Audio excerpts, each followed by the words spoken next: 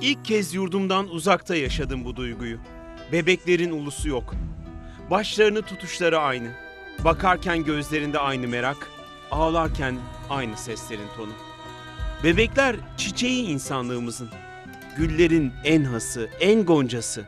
Sarışın bir ışık parçası kimi, kimi kapkara üzüm tanesi. Bırakalım sevdayla büyüsünler. Serpilip gelişsinler fidan gibi. Senin, benim, hiç kimsenin değil. Bütün bir yeryüzünündür onlar. Bütün insanlığın göz bebeği.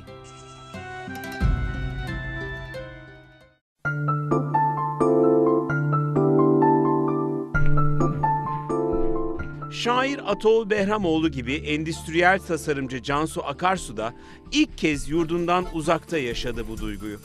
Bebeklerin ulusu yok dedi, Uganda'nın bir köyüne bebek taşıyıcısı tasarlamaya gitti. Üniversite ortalarından beri zaten gelişmekte olan ülkeler için tasarım projeleri yapmaya başlamıştım.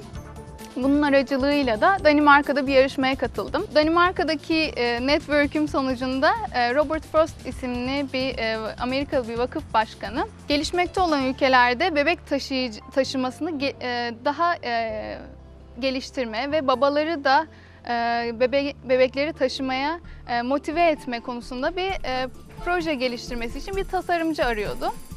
Beni oradaki network'üm sayesinde buldu. Ben de bunun üzerine bir takım oluşturdum. Buradaki tasarımcı arkadaşım Kübra Saygın'ı beraberimde getirdim. Uganda'ya gittik ve önce bir araştırma süreci yaşadık. Orada insanların neye ihtiyacı olduğu, geleneksel taşıma yöntemlerinde ne tür sorunlar olduğu ve bunları nasıl lokal bir şekilde geliştirebileceğimizi araştırdık.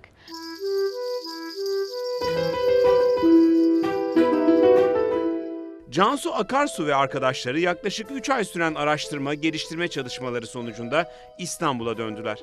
Burada anne bebek sağlığı uzmanlarının da destekleriyle Uganda'daki anne ve babalar için kullanışlı, üretimi kolay ve düşük maliyetli bir bebek taşıyıcısı ürettiler.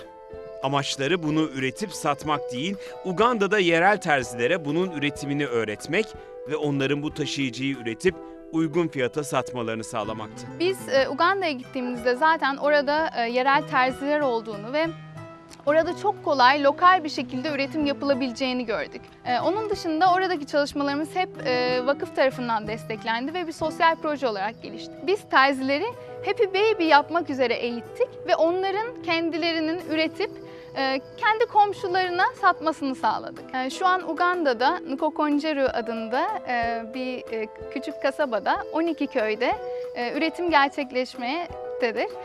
Yaklaşık 17 terziyle başladık. $7 olan Happy Baby'nin maliyetini mümkün olduğunca insanların karşılayabileceği şekilde onlara satmaya teşvik ettik terzileri. Biz gittikten sonra da Nkokonjeru'dan proje yayılmaya başladı. Şu an 20 terzi daha eğitildi.